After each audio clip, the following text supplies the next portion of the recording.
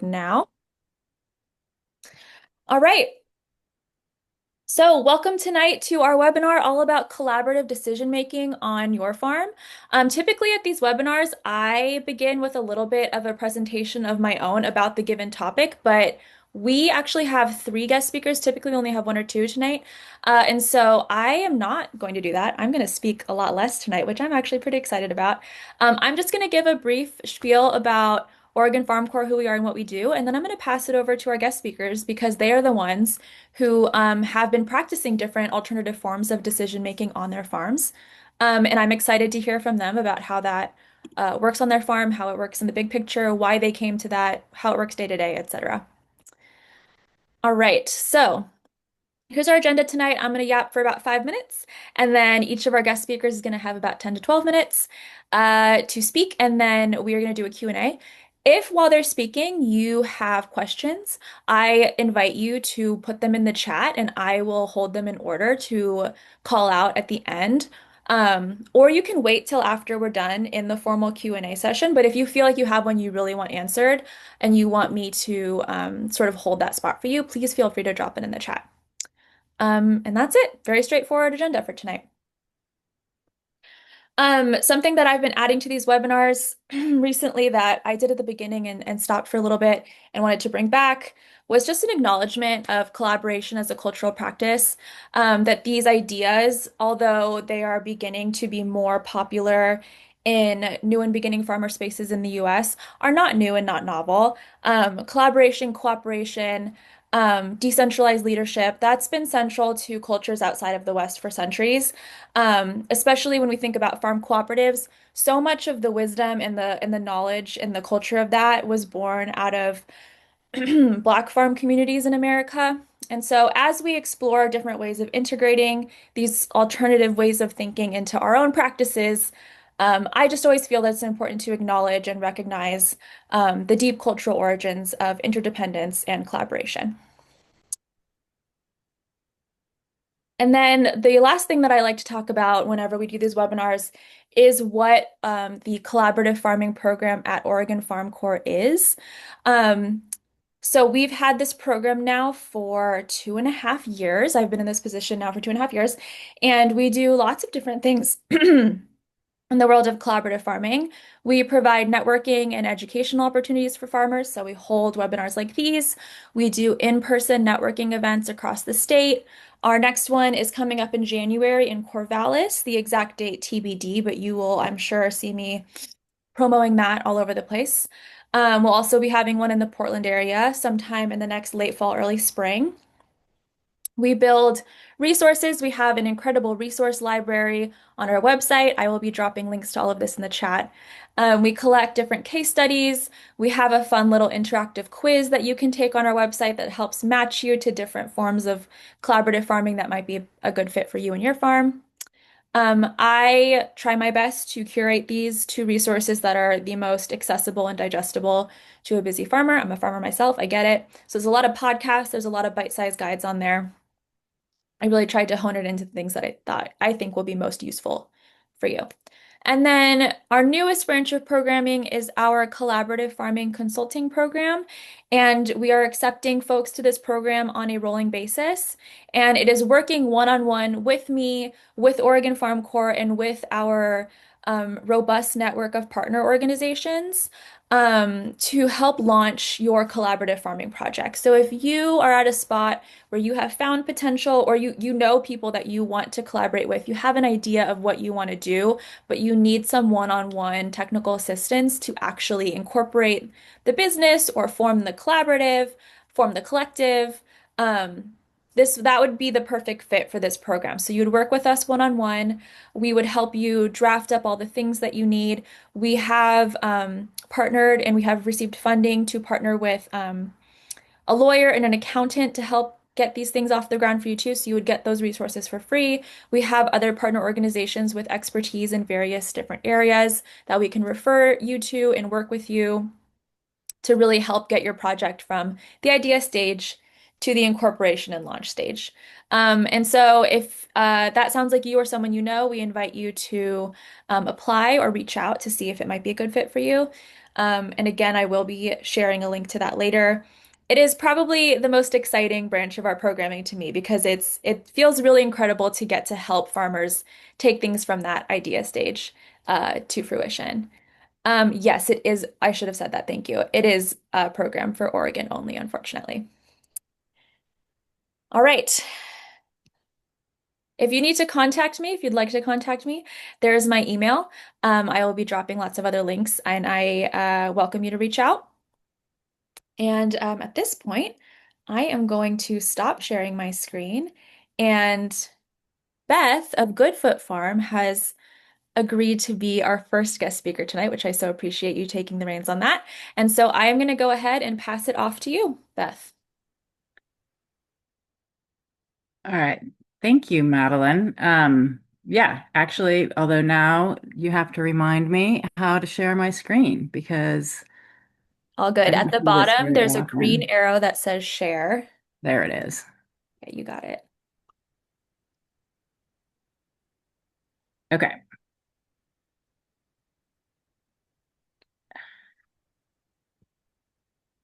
I don't know if you guys can see. If your window looks like mine, you're not going to see the quote on the right side, but that's not important. Well, it is important, but We can not see so the quote. important. Yeah, So you got it. good. Yeah.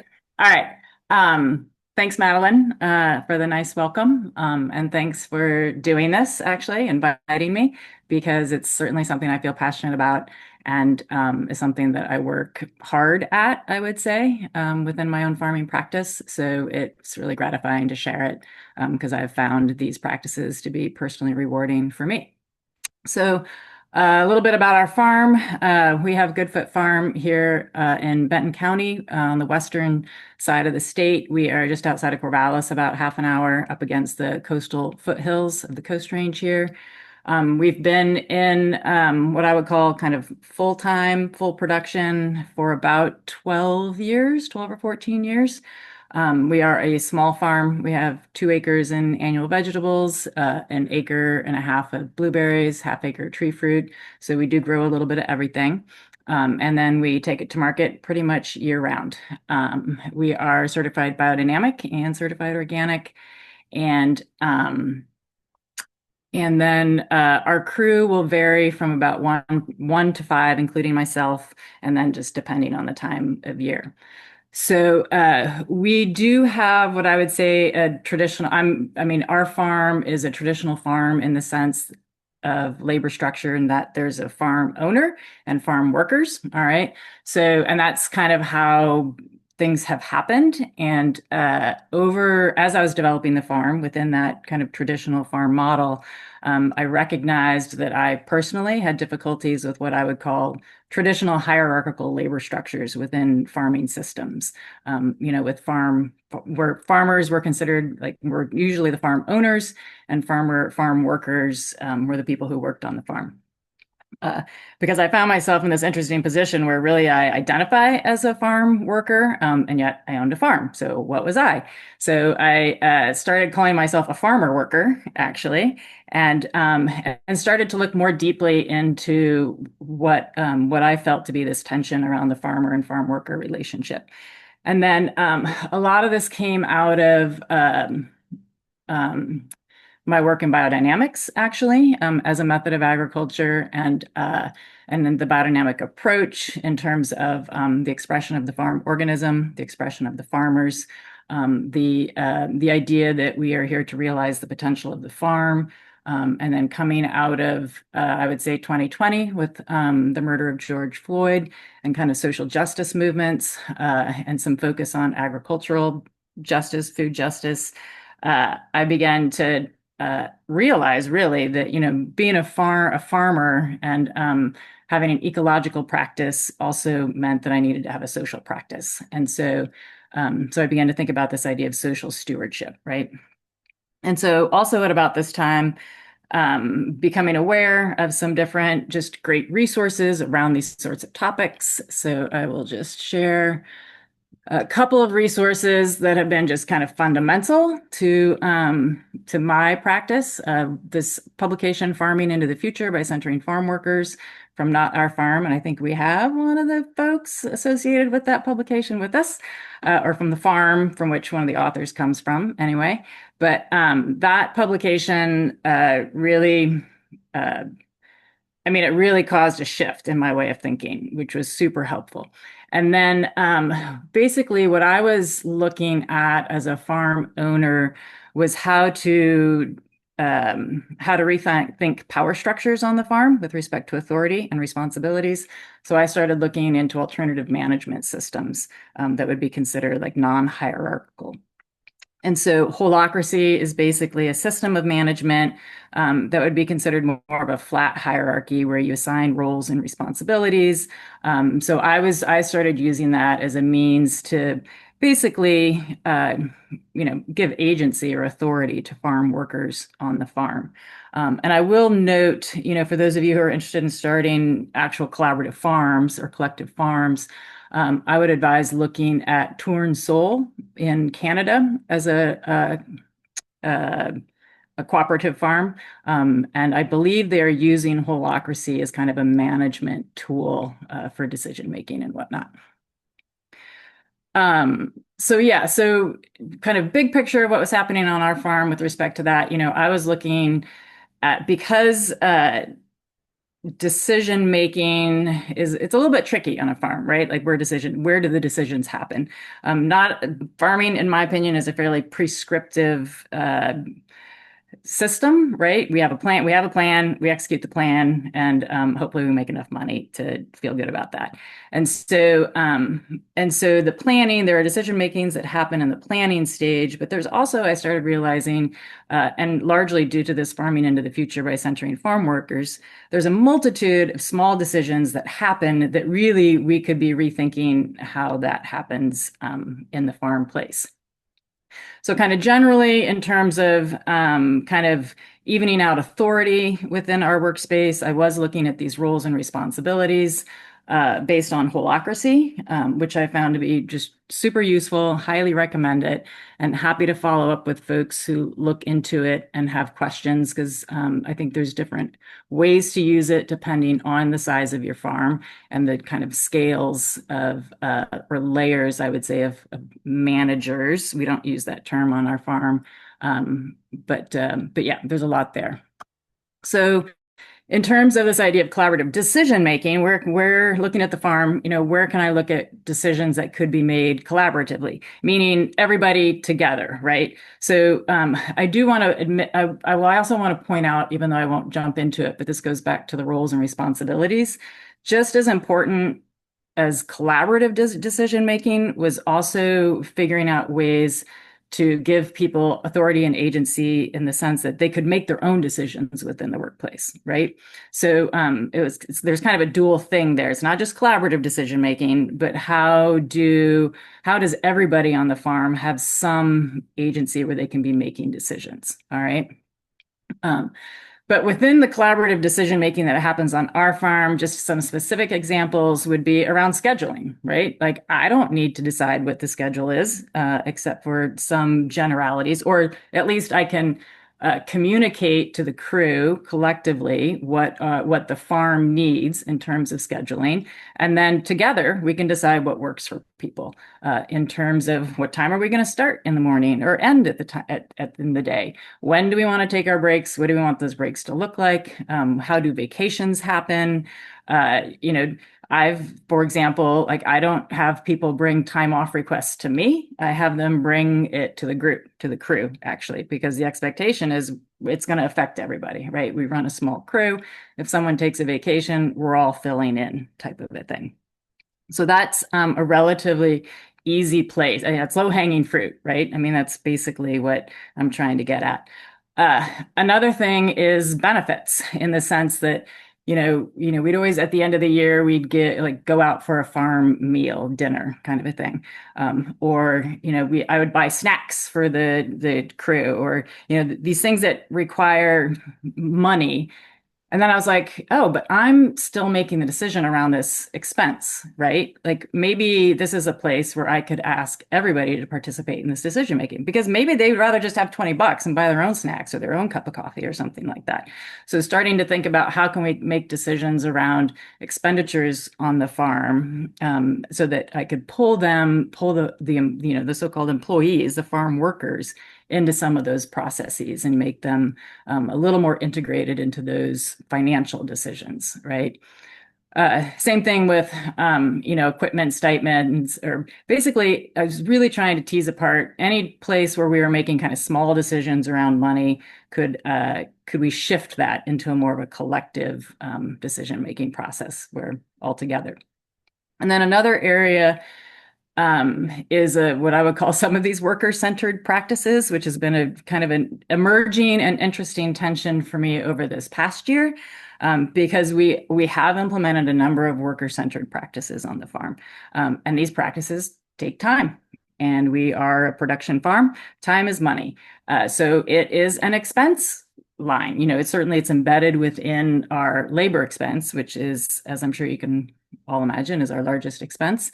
But the farm is providing, these worker-centered practices that is an expense and conceivably could be reducing a worker-centered practice, which is paying for wages, right? So that you create this kind of interesting dichotomy there. And so again, the idea is, can we shift even this concept of worker-centered practices, which I thought I was doing so well, back to a collective decision-making process, right? So, for example, we spend, 15 minutes every day stretching as a team, essentially, and that's actually a really valuable time. I highly value it, but it costs the farm money, and I suspect that the crew values it. It's valuable for a number of reasons. But maybe I shouldn't be making the decision. Maybe we should collectively be making that decision, and examining what that looks like altogether.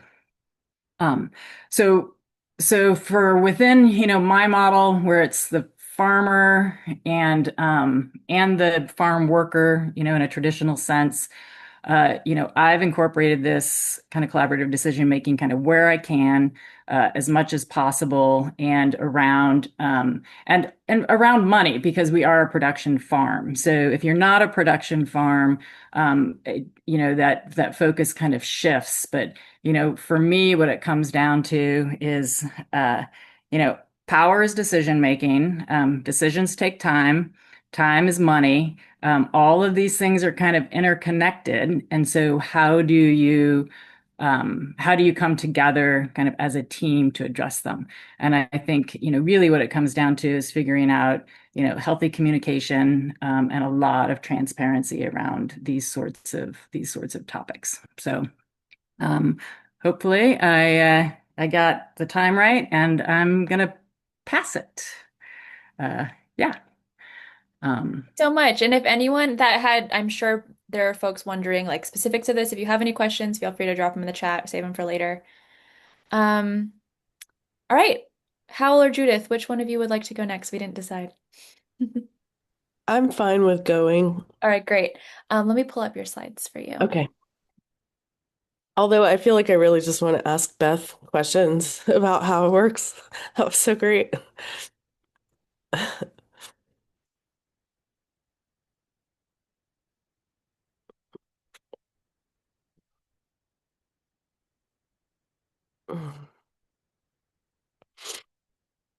Hi, y'all. I'm Judith Winfrey. I'm one of the worker owners at Love is Love Cooperative Farm. Um, we're a little bit about an hour outside of Atlanta, so I'm on the East Coast, and I have a little bit of a cold, so bear with me. I'm not my best self tonight. So Love is Love Cooperative Farm was sort of born out of an existing business that my husband and I started in 2008, which was Love is Love Farm, named after a Lungfish song, if anybody's interested. Um, we are certified organic since 2011, worker owned since 2021. We currently have four worker owners who collectively manage our operation. I'm going to talk a little bit about how the operation, how we structure the farm. And then we'll talk a little bit about our consensus decision making. But we all equally own the farm. We have unique areas of management within the team. And then we have, um, depending on the season, at the height of the season, we have about uh, 12 to 15 full-time employees and 10 part-time employees. We started our farm inside the perimeter on a really small farm. Um, I'm sorry, in Atlanta, inside the city, and we moved recently in 2021 to 70 acres. You can fast forward to the next picture if you'd like. Is it this one or? The next slide, sorry. I'm just going to read this stuff and let y'all look at the pictures. I figure y'all don't really want to look at words. Uh, No, go back to the, yeah, it is, sorry. it's bugging out on me. Let me see if I can figure this out. Okay. Um, if it's easier, I can also share. Um, Maybe it's not letting me scroll to the photos. It's just skipping ahead. ugh, well, Sorry that's about that. rude. It's Okay. always something on a Zoom call. Okay, hold please. I just gave you co-hosting permissions. Alrighty. I can stop sharing for a sec so that Okay, let's see. you see Share. the little icon. I think we're here. Share. Yeah, I'm working on it. Can you all see that? Yeah, there we go. Great. Thank you. Sorry about that. No, it's okay.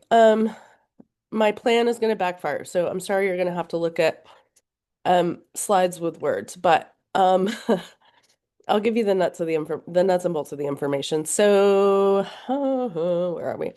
We're 70 acres, with about 8 in production. We did grow to 10. We're looking to grow to 12 in 2026. We have about 6 high tunnels. Um, we do organic vegetable, fruit, and cover crops, about a half acre of cut flowers. And then we have some greenhouse operations with about 6,000 square feet of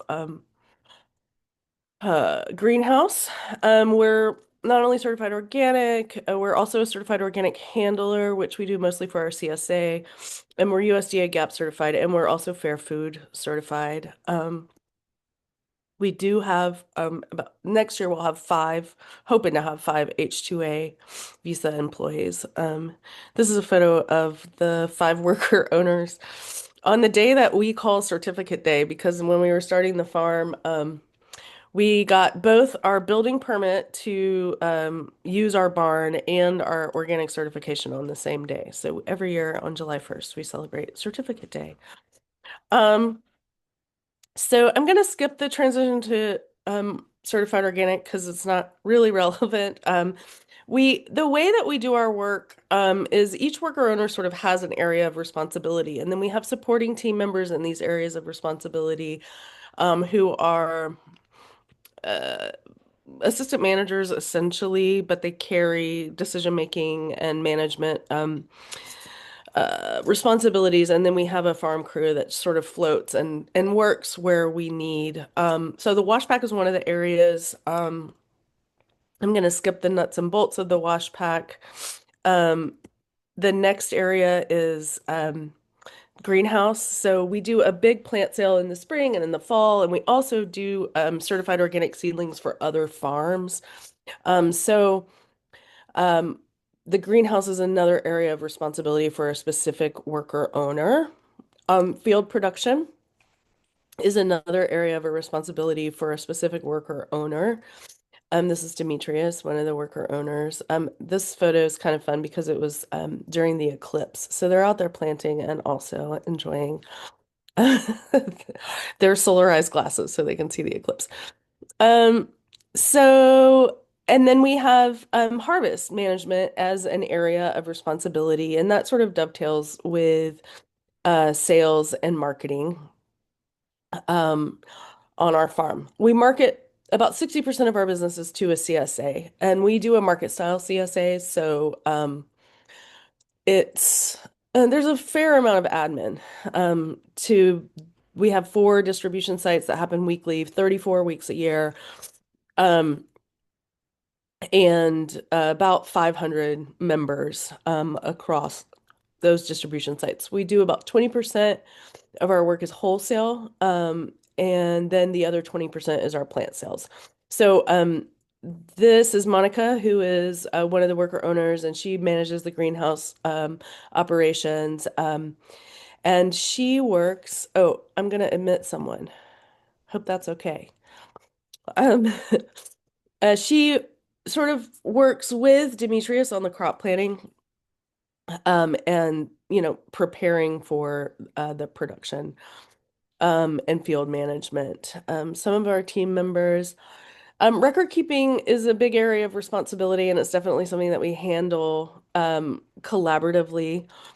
Um, and it works, when you think about the different areas of the farm and the process and the product flow from seed to greenhouse to field to wash pack to harvest. Everybody just sort of takes their area. Um, we we started the idea of a worker-owned cooperative farm because we knew we wanted to farm in collaboration. We didn't want to farm, by ourselves. It's a lot of work. It's really nice to have the work share distributed and the responsibilities distributed. And we also we had an opportunity to work with a land program. I don't know if it's on the West Coast yet or not. It's called the Working Farms Fund. It's a part of the Conservation Fund, and they work with existing farm businesses who want to either scale up or need their own farmland. In our case, it was both. We wanted to scale up so we could meet more of the market in Atlanta, and we wanted to own our own land, which we had never done. So they purchased the farmland. We worked with them to identify a farm. They purchased the farm on our behalf and put it in a conservation easement, and then we purchase it back from them at a discount over some period of time. So it was really the idea of farming in collaboration and scaling up and having a larger, more productive, I guess we could say, farm that brought us to the notion of worker-owned cooperative. And then also this idea that, you know, in our experience where we are, perhaps where you are too, like the kind of people who want to own a farm business are often not the same people as the people who have access to capital and land. And we have this idea, and I think I want to be transparent and say we're still very much in process. We've only been doing this since 2020, really, is when we started planning, and we're learning a lot along the way. But our vision is that we can stand up this farm operation that hopefully can keep going in perpetuity in some kind of way, that it can have all of the infrastructure that someone who needs, to run a farm business can have access to, tractors, washback barns, greenhouse, other equipment. And we thought a lot about I don't know if anybody's familiar with the Zingerman's family of businesses, but there's some businesses in Ann Arbor, Michigan that started out of a deli, and then like all these other employee-owned businesses came out around it. So like the deli needed a baker, and so one of the employees sort of raised their hand and started their own bakery. But they all work together, and they support one another. And I can see that happening. We can see that happening at the farm. It hasn't happened yet, but we have a lot of land, and we'll never put all of it in production. And so, livestock could be an option at some point, and infrastructure, I'm sorry, apiary could be an option at some point, medicinal herbs. Like there's lots of things that could come and sit around the shoulders of this farm production business. And that's exciting to us. And we're really lucky, because in addition to this land program that we were able to work with, because we had this existing farm business, which was mostly CSA for a decade and a half, we were actually able to go to our CSA to get the financing for the farm business. So, in terms of a lot of the traditional pressures that farm businesses have, we don't have we don't have a bank note. We have shareholders who come to a dinner and get farm credit once a year. And, you know, we think it's a really 1 minute interesting warning. Sorry. Okay, thank you. We think it's a really interesting opportunity to, offer um, a farm business to somebody who wants to take a swing at it. And that's definitely what we found in the three worker owners that we started this farm with. They're incredibly talented farmers. They're a decade and 2 decades younger than us, and they they're great. And so I'll talk just a little bit about the structure. Sorry, I got so into the weeds on the vision. We have weekly team meetings that with the worker owners that are effectively board meetings, and we have a consensus vote model that's not super formal. And we also have some siloed decision making and some leeways. So, for example, we all agreed that, everybody spend $250. We don't even have to have a conversation about it. I mean, within reason, of course, but and then there's less oversight in specialized areas of focus. So the production, marketing, greenhouse, wash pack, harvest, etc. Like if they need something for their area, as long as it fits within our budget and our e- anticipated capital expenditures, they're free to buy it without without any concern. The general processes on bigger expenditures, like when we're getting a tractor, we have a lot of discussion. There's a lot of discussion around decision making, and then once we decide, really, somebody brings a motion forward, and then we vote, and that's recorded on all of the major decisions. The voting process is fairly straightforward. It's a 1 to 5. And anyone can completely block a decision if they so choose by voting a 1. So far, we've never had that, and I think it's partially because we have a lot of discussions beforehand. I feel that I'm probably at time. There are two other quick things that I'd like to say about lessons learned along the way. Um, Last year, we had to make some decisions about family leave because two of the worker owners were expecting, and that was really stressful because we were essentially still a startup farm and we needed them. And we also were excited that they were going to have a baby, and so we had a lot to figure out. And um, we all are at different life stages. And so there was that too. So we brought in an outside facilitator to help us with conflict management. Essentially just gave us some tools to work through conflict and helped us come to resolution on all of that. And it was really beneficial. And I wish that we had done it in the very beginning. Like I wish we had had those tools from day one because I think it would have made some things easier along the way. Um, my instinct at the beginning was that we should spend more time doing, what you might call like touchy-feely stuff where we're just like relationship building because many of us had not worked together before. But we didn't do that because we were interested in getting this farm stood up really fast and we were all about business. So we spent a lot of time like writing pro formas and, doing research, but we didn't invest enough in getting to know each other up front. And I think that could have served us a little better um, as we worked through some of the bumps. So I'll leave it there and thank you for your time. All right, thank you. Again, if anyone has questions, feel free to drop them and we will get to them after we hear from Howell. Pass it off to you. Hey y'all, Howell and Owl's Nest Farm, which is in Upper Marlboro, Maryland, and I don't have any slides, so I'll just be talking, and I'll try to keep it sort of quick so we can have questions.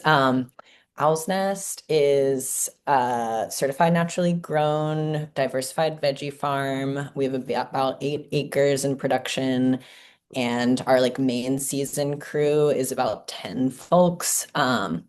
We do a year-round CSA. We've got 2 farmers markets. We're definitely like mostly a CSA farm, tiny bit of wholesale. And yeah, the farm was founded in 2016 by 3 owners, but 2 of them left really early on. So it was sole owned by Liz, my coworker, for many years. And then in 2024, we transitioned to a worker-owned co-op, 2 owners. So this is our second year as a co-op, and we now have 4 owners. And yeah, I feel like we're just like in a place of a lot of big transition. Like we have this operating agreement and structure for our co-op meetings, but seeing how they actually work in practice with 4 people compared to 2, and just like new people being excited to join and yeah, just kind of being like, oh, maybe some of these things actually like still need tweaked. Um, on how decisions get made, a lot of this came from like sourcing from other cooperative farms, especially Rocksteady Farm. And we worked with BREAD, which is the Baltimore Roundtable for Economic Democracy, pretty close to us, and they're awesome.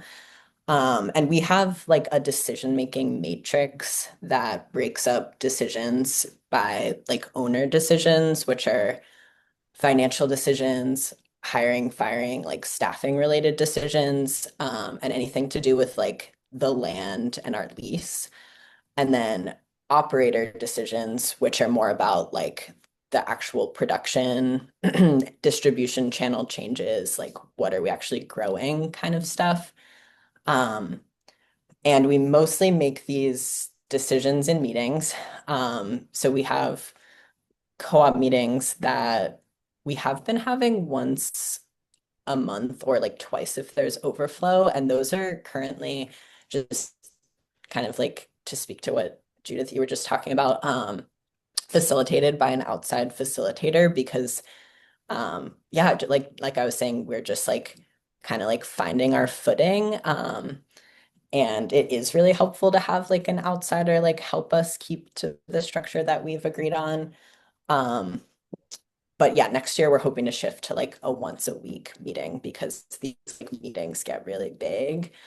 Um, and all of the owners can create proposals, especially like if there's something that we want to buy that's like a bigger purchase and there's like a budget needed or like some research, we would like get a proposal and then vote.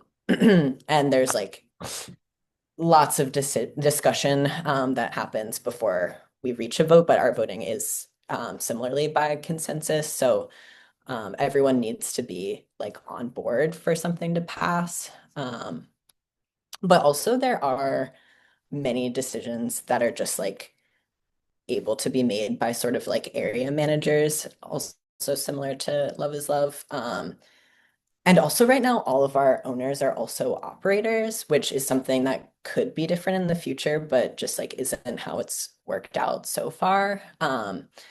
So we like separately have an operations meeting where we're talking about things like, do we need to order more winter row cover?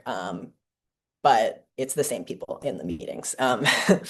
And um, yeah, I was also just gonna say that um, I think we have a lot of value around having like a relationship centered farm.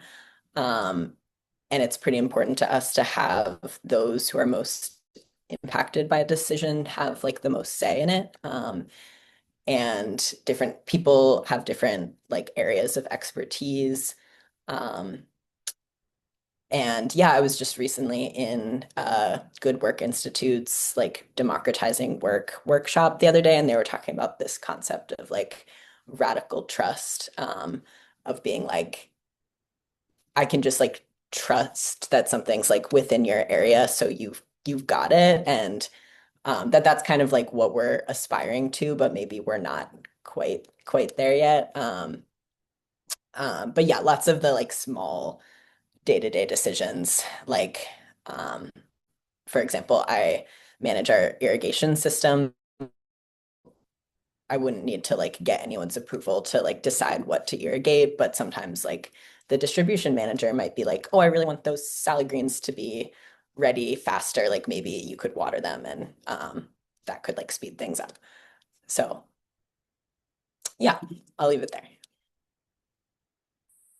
All right. Thank you all so much. I'm just going to start moving through the chat. So I saw question from Rob, several questions. Okay, it's for Judith. How is ownership defined for worker owners? Do they own the land, the business, something else, or other? Was any large capital investment needed to achieve the status of worker owner? Do they have equity in the project that can be liquidated if they leave the business? And you can answer as much of that as you feel comfortable. Yeah. Yeah. Um, so the right now, we're a C Corp with members, and the we just have cooperative principles embedded into our bylaws, and part of that's just the legality of where we are. Georgia doesn't have strong cooperative laws. So um we do all collectively own the land, the business. The when the co-op formed, the co-op did pay some amount. We got the original business Love is Love valued by um our CPA and so the co-op purchased Love is Love LLC from Love is Love Cooperative, or the co-op purchased Love is Love LLC from me and Joe essentially, but we didn't actually take any cash. We just held it as shares. Um so and then we're in the process right now of, I mean, I'll be fully transparent with y'all. There's a farmhouse on the farm, and we're taking our payments in the form of free rent on the on the farm. Um, and I don't know if that will, I don't know how long that'll continue, but that's where we are right now. Um, the worker, so we wanted to keep worker ownership accessible as we were drafting our bylaws, and the buy-in is pretty minimal. Like, to become a worker owner, one has to work at the farm for 2 years as a full-time employee and express an interest, and the buy-in is only $1,000. The original worker owners did put in a little bit more when we did the capital raise with our CSA. Um, but those extra shares are really just treated like the rest of the investment shares, which is to say, I mean, it's pretty lenient capital. Like, all we've said is we'll try to give you a farm credit every year and or pay a dividend if we can. And at some point we'll try to buy back the shares one at a 1-to-1 value. So there's not a whole lot of interest or appreciation on those shares. Um, but again, I think because of the way we were able to raise the funds, it helped us be able to do that. And I think I want to make the point that I'm not sure we would have survived if we hadn't had the money from the raise with our CSA members. And part of that's because, it gave us a runway, which gives you some time to make mistakes. And obviously, you're not going to walk onto a farm and harvest a carrot immediately. Like, it just takes time to make it productive. And it also, we had a little margin of error, every mistake, and there are always mistakes, wasn't catastrophic. It didn't mean that somebody couldn't pay their rent or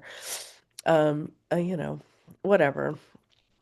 So the last question, man, Rob, we're still working through that one. Like, Joe and I are the oldest worker owners, and it's probably more on our mind than anyone else about, like, how do we make this thing work at exit as well. Um, for now, what feels um, satisfying is that we do typically make investments into like a SEP IRA for all of the worker owners. So at some point there will be, if someone needed to retire, the goal is that there will be those funds there. But I mean, I think we have a lot of work to do on that, if I can be honest with you. And it's an act of faith. Especially since, the vision is like to kind of never sell the farm. Like, when I was doing the capital raise, I was like, I want this to be a farm that goes on in perpetuity, and just new farmers come in and run it and do what they want, put some pigs in the woods or whatever you want to do. And that's like so much easier said than practiced. Thank you. Okay, I see a question from Emily. For the farms who started as 1 to 2% ownership and transition to worker-owned co-ops, how has that gone culturally? Has it been difficult to shed the hierarchy? And I feel like also that could be relevant to Beth too, like shedding the hierarchy of being the owner and incorporating more worker uh, autonomy. I want to hear what Beth has to say about this. Yeah. Yeah, so I think in terms of the hierarchy, I mean, the way I tackled it was really a lot about language, how we use our language to empower people, and then really based on this holacracy with roles and responsibilities. And then related to that, it's really dependent on having really robust training and resources for folks that come onto the farm for processes like what's the best, so for example, someone has a role and a responsibility, and so there's an expected outcome. Well, there's multiple ways to get there, right, to that outcome, and there should be some autonomy within that process to get to the outcome. Well, given our kind of economic constraints, we usually have best practices of, the most efficient and effective way to get it done. And folks are expected to learn that, right? But that doesn't mean that they can't be engaged in thinking of better ways to do it, right? So really there has to be this culture of listening and engagement so that people will bring kind of their own selves and feedback into the system. And so, holacracy is really important for that, this kind of like HR type thing. And then, for me, it's like, I train workers on the farm not to ask me what to do. I train them to tell me what they think they should do, and I will, tell them, hey, that sounds great. Or you should also incorporate this bit of information in your decision making. So this idea of transitioning them from thinking that I'm the boss to thinking I'm the resource, right? So and that is actually, to be honest, like that's where the real work has to happen. Because folks will come onto the farm already like this cultural embedded mindset of, oh, you're the boss, right? And I almost have to, I mean, I have to retrain that mindset of how they even go about the work. And I don't know, it's really exciting though too. I've had really good feedback from people who have really like empowering experiences working on the farm, kind of a thing. Um, yeah. Do either of you want to answer that question too? Yeah, I'll say it's like a great question. I mean, I feel like the whole time that I've been at Owl's Nest, which is pre-transition to worker ownership, it's been a farm that's trying to break down hierarchy and like center all the people on the team's like unique perspectives and needs. So I don't think it would have transitioned if that wasn't already like a value that Liz had as the owner, right? She would have just been like, I want to keep this as my own farm. Um, so yeah, I think it's like a very similar thing to what Beth was saying, that like there's still sort of some like looking to Liz often to be like, you have the answer, right? Like you know what you're doing more than the rest of us. And she's often like, no, I don't. Like don't assume that I like know the answer. Yeah, so Yeah, I really like that notion of I'm not the boss, I'm a resource. And I think that was definitely I think how Joe, my husband, and I intended to enter the co-op, and I think we had a lot of um let's say cultural misunderstandings to work through around that, because there was this tension for a long time about, I think because we had more experience, like we had run a business, and the business we were standing up was sort of based in the um, scaffolding of our old business. A lot of the relationships were ours. And I had been entrepreneurial for years. I had had other businesses and other partners, and I very much came in it with the idea of like everybody put their best ideas forward and we can do whatever we want. And I don't think it felt that way for some of the other worker owners all the time. And so that was honestly part of the reason we brought the facilitator in. It was like we just needed to get to a different understanding about how we were all um seeing the work. And I mean, maybe I'll say one other thing about that. Early on, we had one of our employees brought the idea of a stipend for carpooling to the farm, and I was like, oh, this is great. This is an opportunity to do some open book accounting with this person and sort of like teach them how the business works because they came with like I don't remember what it was. I think it was like $100 a week they wanted, and I was like, okay, so now let's do the math on like what's that actually going to cost us if everybody or 50% of the people anyway. Um, but it wasn't received. Like, I think at some point eyes glazed over and people were very much like, I don't want to know all of this. Like, I just want you to pay me a carpool stipend. So, I think you also have to find, um, you have to find ways to make it interesting and relevant and, um, salient, I suppose. I love that anecdote. Um, okay, I see two specific questions. I'm going to read them both out loud now for this interest of time. So, first for Judith, how do worker owners get paid? That's from Melissa.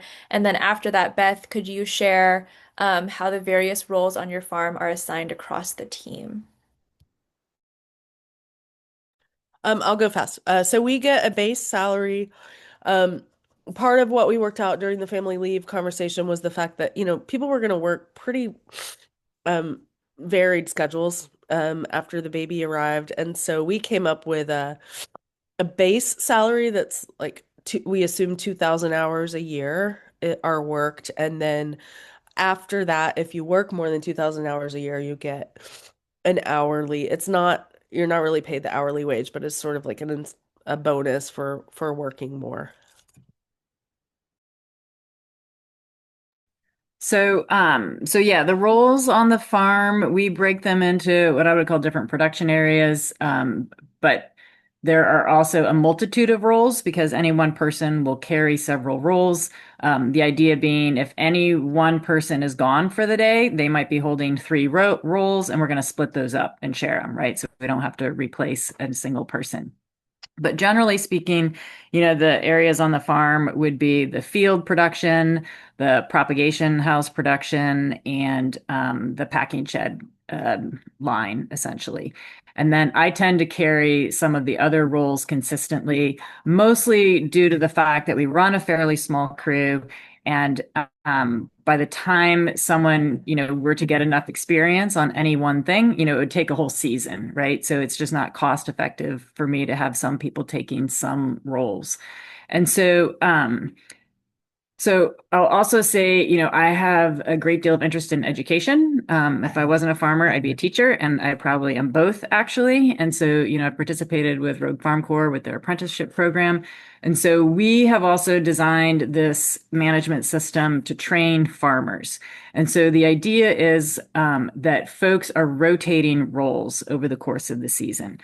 So every 2 weeks, you will rotate into another set of roles, basically. So so when a new person comes to the farm, they would start in the pack shed. So basically they're seeing like, what's leaving the farm and how does it go about doing that, right? They're also like involved in some food safety stuff and sanitation type pieces. We also, people are meeting leaders. They rotate through a meeting leader role. And so, and then you would rotate in after 2 weeks, you'd rotate to the pack shed, or sorry, to the prop house. And that comes with some associated roles. And then you would rotate to the field, for example. And then there's also associated roles like watering and, post plant care and maintenance. And then, and then what happens is, so it involves a lot of training and a lot of resources, right? And how people access resources and how they learn, right? So learning from, verbal learning, active, kinesthetic learning, and then being able to for me not to always have to be responding to people. So how that works. And depending on the size of your crew, there's a lot of potential for kind of breaking those, like having multiple roles within the pack shed, right? Or multiple roles within the field or the prop house. And so to follow up with the next question there with about how roles are distributed to part-time employees, part-time work on our farm is really challenging, actually. And I've gone back and forth with it. So part-time roles need to be, they're almost just like backup roles, right? Like a floater. There has to be a role that would be a floater, for example. And the one role well, there's two roles that everybody brings to the farm. One role is harvest. Everyone's doing harvest because that's like the number one thing we do. So everyone plays the harvest role. And then the other role is farmhand. Everybody is this farmhand role. And what is the farmhand role? The farmhand role is basically you're a team player, right? So you're a team player. You're going to back up when people need backup and they're delegating. So you're always by default backing up other roles, and it helps that you've been trained in other roles. And then the other idea with the farmhand role is because I struggle with how do people bring like a sense of individuality to this rather prescriptive practice of farming, it's execution of the plan. And one of the responsibilities of being a farmhand is to bring yourself, right? Like is to express yourself, to bring yourself and your ideas and what I would say like bring your heart into the work and communicate that with your team basically. When thinking about designing a management system and how do you distribute power and authority within a farm, really you have to look at the structure of the farm team in terms of part-time, full-time, and then experience, right? In terms of skills and how people bring skills into the position. Wow, and that brings us to time. I knew an hour would go by fast. I didn't realize just how fast it would go. Three things real fast. One, I'm about to drop a survey. It is like four rank 1 to 5 questions, I think, like in so fast. And if you could fill that out for us, it means a lot for our ability to continue to provide this kind of programming. Two, I will be sending out a follow-up email to all of you with the recording and other resources. If you had other questions come up that we didn't get to for any of the speakers, I would be happy to facilitate sharing that according to their capacity, of course. But feel free to ask those, to send them to me, and I can help facilitate that. And three, thank you all for coming, and thank you, Beth and Judith and Hal, especially you two from the East Coast for being here because it is now, 8 o'clock your time. So I really appreciate you staying up late for us. I know farmers are on an early bedtime schedule, so I appreciate you being here. Thank you very much. And that's all I got for you. Have a good night, everybody.